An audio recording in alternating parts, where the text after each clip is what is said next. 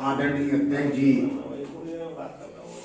और मंचस्थ हमारे सभी भाई कवि, हमारी बेटी और आप सभी को नमन करते हुए विशेष रूप से अमित जी को बहुत बहुत साधुवाद, इसलिए कि कोई किसी तरह का कोई प्लान नहीं था और एकाएक साहित्य से इतनी अच्छी रुचि रखने वाले अमित जी ने एकाएक एक कार्यक्रम बना दिया। मित्रों, भले ही हमारे चांद भाई गोष्ठी कह रहे हैं, लेकिन मुझे कविताओं की तरफ से पूरी तरह से आशा है कि ये कवि सम्मेलन से कम नहीं होगा, बहुत अच्छा होगा। बस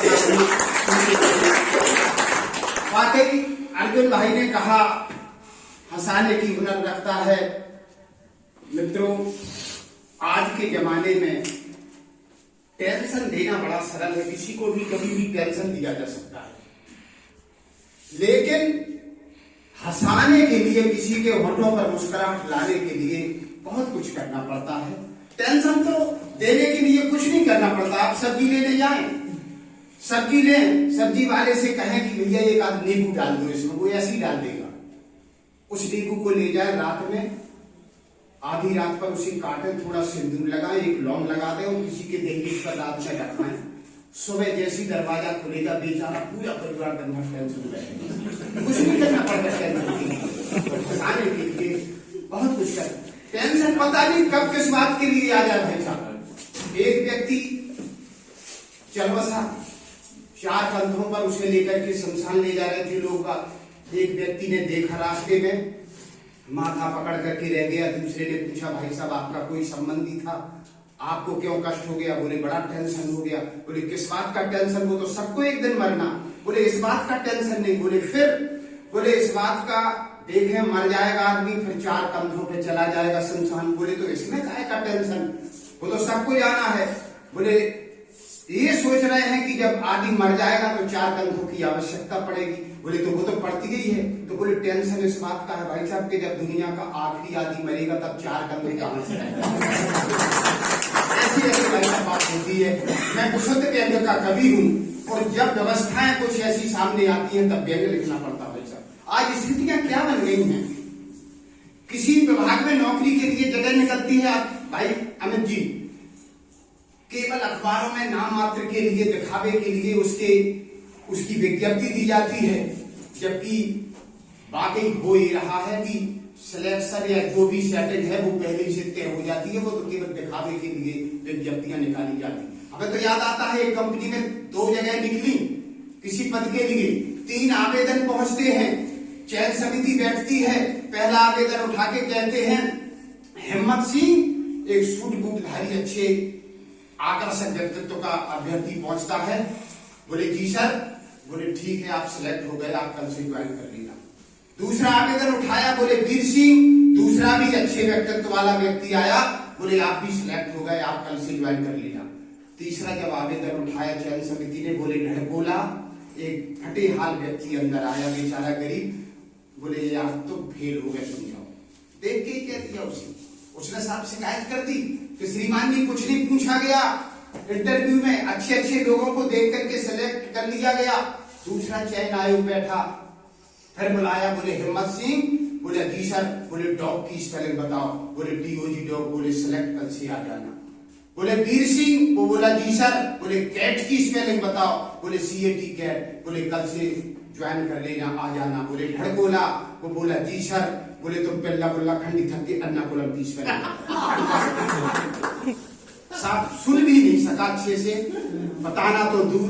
बोले तुम फेल हो गए, तुम जाओ। उसने फिर शिकायत की, श्रीमान जी इनसे केवल 2-2 अक्षरों की स्पेलिंग पूछी गई, मुझसे इतना बड़ा शब्द पूछा गया कि मैं समझ भी नहीं सका, कोई जनरल नॉलेज पूछा जाना चाहिए था। तीसरा चयन आयोग बैठा, कहने का मतलब यह है जो होना है वही होगा साहब, आप कुछ भी कर लीजिए। तीसरा चयन आयोग बैठा, बोले हिम्मत सिंह। बोला जी सर। बोले हाल ही में विश्व को हिला देने वाली बीमारी का नाम बताओ। बोले COVID-19। बोले सिलेक्ट कल से आ जाना। बोला वीर सिंह। बोले जी सर। बोले भारत में COVID-19 से मरने वालों की संख्या बताओ। बोले 3,56,000। बोले सेलेक्ट कल से आ जाना। बोले ढेर बोला, वो बोला जी सर। बोले तुम 3,56,000 मंडी वालों के नाम बताओ।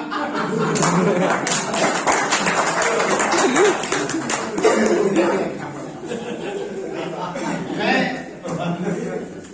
एक छंद से अपनी बात प्रारंभ करता हूं। यहाँ किसे क्या चाहिए और व्यंग्य होता क्या है मैं आपको बता दूं। जब तक आप हमारा अंतिम शब्द नहीं सुनेंगे आप अंदाजा नहीं लगा सकते कि व्यंग्यकार कहना क्या चाहता है। उसे व्यंग्य कहते हैं। यहाँ किसे क्या चाहिए आदमी, मैं बताता हूं कौन क्या चाहता है कि गधों को हरी घास, गधों को हरी घास, बहुओं को सीधी सास, गधों को हरी घास, बहुओं को सीधी सास, देश को विकास वाली राजनीति चाहिए।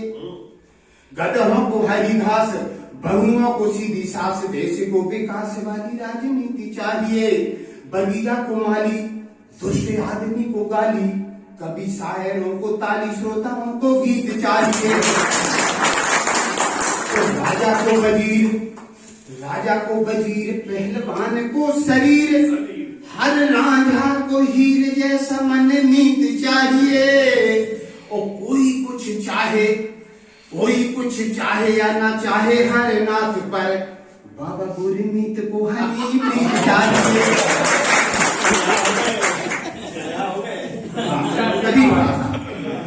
और भाई साहब अभी पिछले दिनों एक समाचार निकला था कि उत्तर प्रदेश में जनसंख्या वृद्धि नियंत्रण कानून आने वाला है और जिनके यहाँ 2 से अधिक संतानें हैं उन्हें सरकारी किसी योजना का लाभ नहीं मिलेगा। साहब मेरे एक ही बेटा जो भाई जानते हैं इंजीनियर है, लेकिन जैसे ही उसने ये समाचार पढ़ा उसी दिन गया साहब और लव मैरिज करके हटा गया।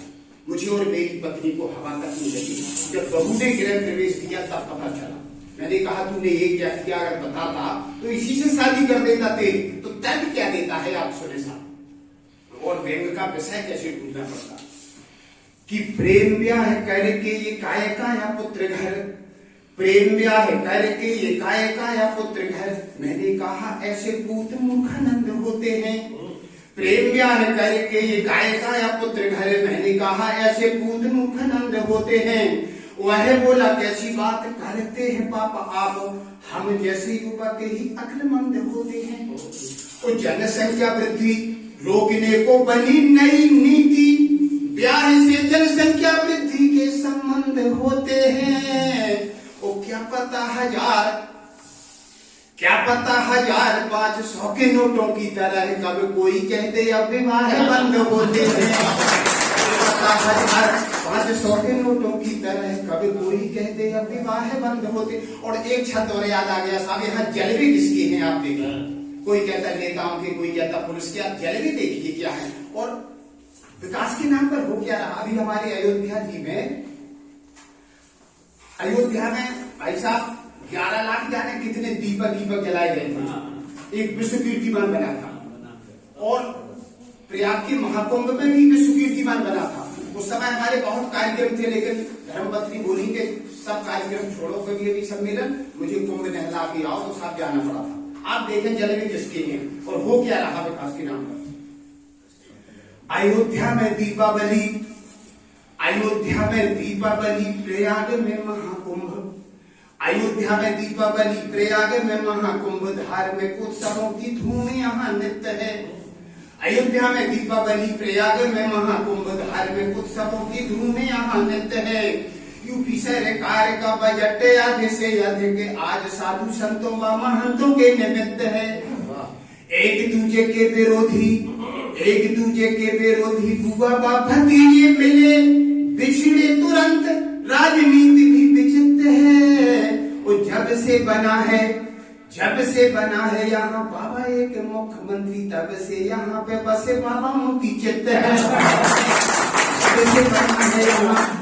और साहब एक छंद और याद आ गया, लेखपाल के हवाले से सुनेंगे। एक ग्रामीण कृषक के प्रति लेखपाल का व्यवहार, सदव्यवहार देखें कैसा रहता है कि एक कुत्ता भौंकता था एक लेखपाल को, लेखपाल घर से निकल भी ना पाता। ओ कुत्ता ना निकलने देता, भौंकता बहुत, लेखपाल जब भी तहसील आता जाता। एक दिन हो गए परेशान, लेखपाल बोला साला बेवजह रोज भौंकता गुर्राता। ओ घर तेरे नाम होती 2-4 बीघे भूमि, लेखपाल क्या होता है फिर मैं बता। और कुछ व्यक्ति भी हैं जिनसे हम अपेक्षा करते हैं कि ये हमारे समाज का मार्गदर्शन करेंगे।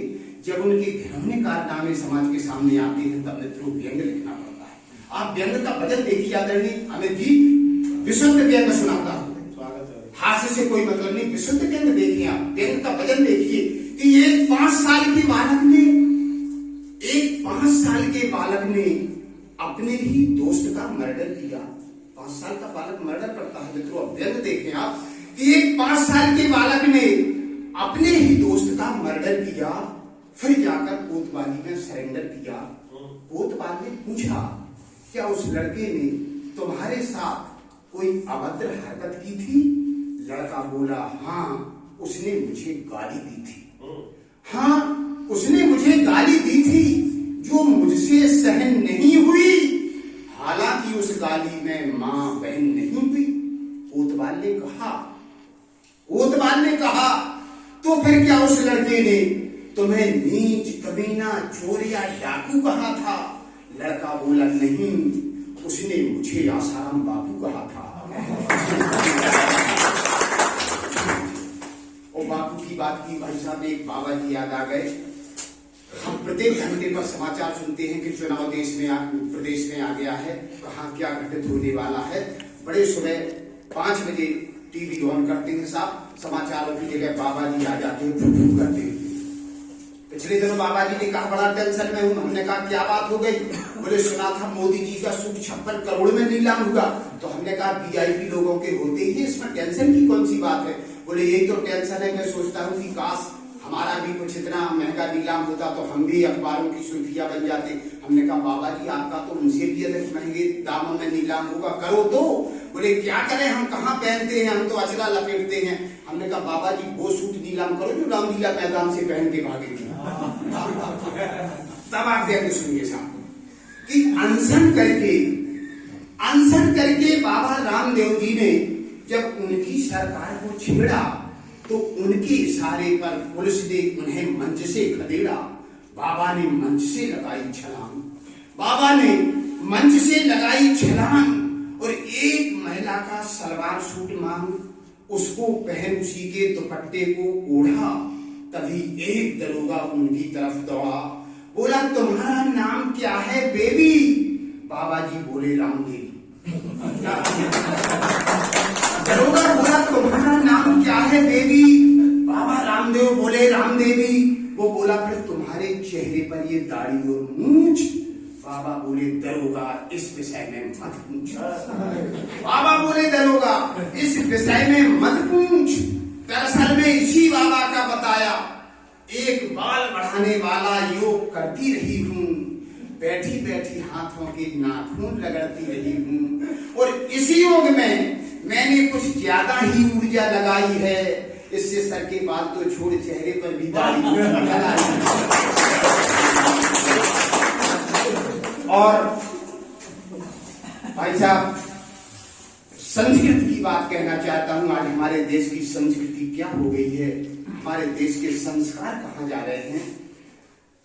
हमारा देश कैसे साहित्य से चला था? हमारा साहित्य क्या था? आप देखें, रंग दे बसंती चोला वंदे मातरम, जहां डाल डाल पर सोने की चिड़िया करती हैं बसेरा। हमारा ये साहित्य था और आज हमें कैसा साहित्य पर उछा जाता है? तो ऐसे ऐसे गीत आते हैं जिनमें ना कोई भाव होता है, ना शिक्षा होती है, ना संगीत होता। अभी पिछले दिनों एक गीत आ रहा था टीवी पर, भाई साहब खींच मेरी फोटो तू खींच मेरी फोटो तू खींच, पूरे गीत भर और कुछ शब्द आई नहीं, सब फोटो खींचती रही। भाई साहब ये क्या है? इसमें कोई शिक्षा या कोई ना संगीत ना कुछ नहीं है। हमारे देश का साहित्य नहीं था, ना हमारे देश की संस्कृति ये थी जो आज हमें परोसी जाती है। पाश्चात्य देश का साहित्य और पाश्चात्य देश की संस्कृति हमारे साहित्य और संस्कारों को नष्ट करने की चेष्टा कर रही है मित्रों। मुझे याद आता है हम और अर्जुन भाई पिछले दिनों गोवा कवि सम्मेलन पढ़ने गए थे अमित भाई। ये लोग सब लोग बोले चलो बागा बीच की तरफ घूम के आते हैं। हम लोग बागा बीच घूमने गए, बहुत अच्छा समुद्र का स्थान है वहां पर, बागा बीच जिसका नाम। तो जा रहे थे साहब, एक 20-22 वर्ष का नौजवान हमारे सामने से निकला, जींस का पैंट, नीली टी शर्ट, आंखों में काला चश्मा, तेज चलता हुआ निकल गया। पीछे से एक सज्जन और आए, हमारे तिवारी जी की उम्र के, हट्टे कट्टे, वो भी जींस का पैंट टी शर्ट पहने थे। बोले भाई साहब आपने मेरी रेखा को तो नहीं देखा। लोगों ने कहा भाई साहब मैं क्या जाने कौन रेखा। हाँ, अगर रेखा नायिका निकली होती तो पहचान लेते। और जहां तक मेरा ख्याल है अभी कोई लड़की नहीं निकली है, लड़का जरूर निकल गया। अरे बोले कैसा था? मैंने कहा जींस का पैंट, नीली टी शर्ट, आंखों में काला चश्मा। बोले वही तो रेखा थी, मेरी लड़की थी, किस तरफ चली गई? मैंने कहा भाई साहब सामने गई, 10-12 कदम आगे बढ़े, पुनः लौट के आए। बोले रेखा आ जाएगी, आप बताओ आप कहाँ से आए हैं? मैंने कहा बुंदेलखंड के झांसी जनपद से आया हूँ, यूपी के। बोले तो बुंदेलखंड वासियों को, झांसी वालों को शर्म नहीं आती? तो शर्म आनी चाहिए। मैंने कहा भाई साहब मुझे क्यों शर्म आए? मुझे तो अपने आप पर गौरव महसूस होता है, फक्र महसूस होता है, क्योंकि मेरे यहाँ रानी झांसी हुई है, मेरे यहाँ उपन्यास सम्राट डॉक्टर वृंदावन लाल वर्मा हुए हैं, मेरे यहाँ हॉकी के जादूगर मेजर ध्यानचंद हुए हैं। मुझे तो अपने आप पर गौरव महसूस होता है, मुझे शर्म क्यों आए? बोले तुम्हें इस बात के लिए शर्म आनी चाहिए कि तुमने लड़की और लड़के को नहीं पहचान पाया। मैंने कहा भाई साहब शर्म मुझे नहीं, शर्म आपको आनी चाहिए, क्योंकि आप उसके पिता हैं। शर्म मुझे नहीं, आपको आनी चाहिए। जो अच्छी भली लड़की को वेशभूषा से लड़का बना दिया, आपको शर्म आनी चाहिए, क्योंकि आप उसके पिता हैं। और नाराज हो गए, हमारी तरफ झपटे। बोले क्या कहते हो पिता है, मैं तो उसकी मां हूं।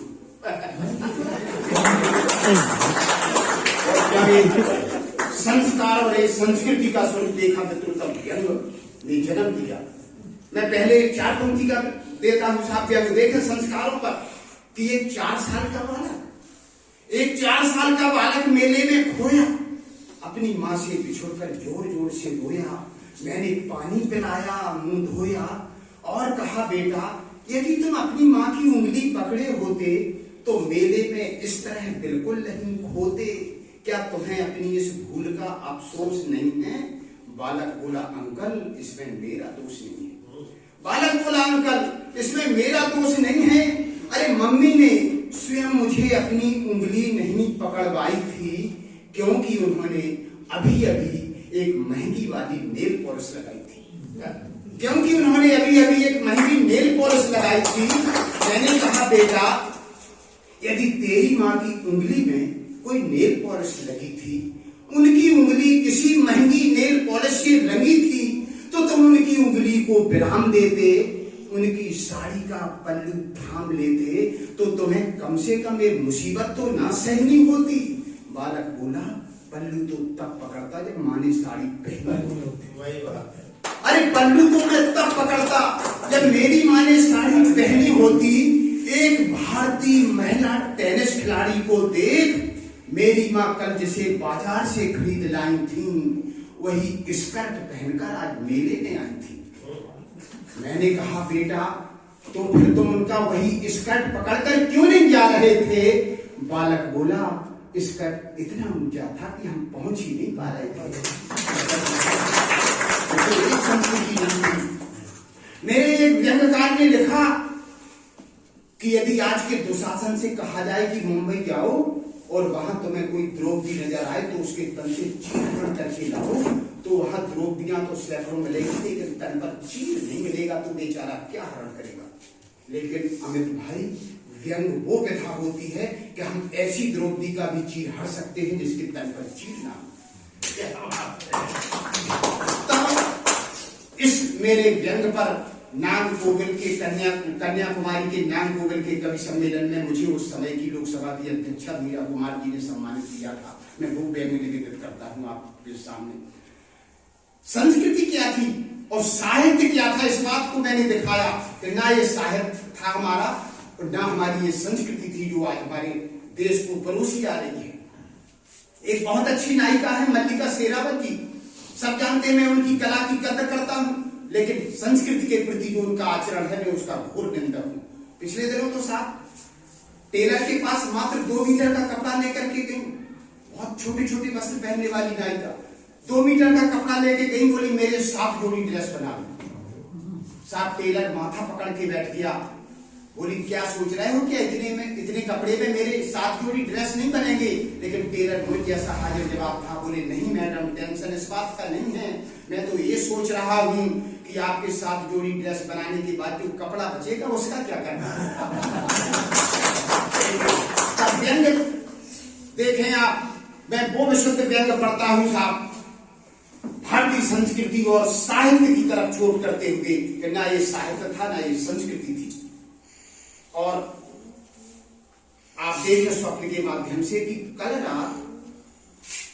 रात स्वप्न में हम इंद्रलोक जा पहुंचे, कल रात स्वप्न में हम इंद्रलोक जा पहुंचे, तो वहां उर्वशी, मेनका, रंभा, नगारत और मल्लिका शेरावत के लग रहे थे ठुमके।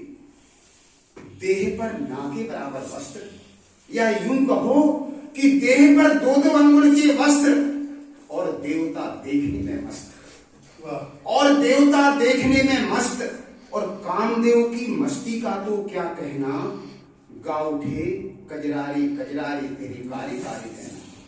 ये साहित्य हमारे ऐसा कि कामदेव की मस्ती का भी क्या कहना, गा उठे कजरारे कजरारे तेरे कारे कारे नैना। तभी वहां दोपहर से शाम हुई, तो एक तरफ मुन्नी बदनाम हुई और दूसरी तरफ सामने आई जो ही शीला की जवानी, तो वहां बैठे देवताओं की आंखों में आ गया पानी। तो वहां बैठे कुछ देवताओं की आंखों में आ गया पानी। पानी आते ही वहां बैठा गुरु बदला, गुरु का शिष्य बदला, साथ ही मेरे स्वप्न का परिदृश्य बदला। परिदृश्य बदलते ही अज्ञानी बदल गए, ज्ञानवान बदल गए, और तो और इंद्र भगवान बदल गए, और तो और इंद्र भगवान बदल गए, और वे धृतराष्ट्र बनकर हस्तिनापुर का गौरव बन गए, मल्लिका द्रौपदी बन गई, देवता कौरव बन गए। क्या बात, मल्लिका द्रौपदी बन गई, देवता कौरव बन गए, और दुशासन उस द्रौपदी को खींचकर दरबार में लाया। उसे देखते ही दुर्योधन चिल्लाया, इसने हमारे खानदान की बेइज्जती की, लिहाजा इसकी इज्जत का भी तमाशा बना दो, और इसकी बेइज्जती तो बस इसी में होगी कि इसे एक सुंदर साड़ी पहना दो। चीरहरण देखो कि अरे इसका चीरहरण तो इसमें होगा कि इसे एक सुंदर साड़ी पहना दो। यह सुनकर दुशासन एक सुंदर बनारसी साड़ी लाया। जैसे ही उसने उसे पहनाया, उसके हृदय में उथल पुथल होने लगी और वह चीख चीख कर रोने लगी, मुझे यूं ही रहने दो, मुझे ये साड़ी मत पहनाओ।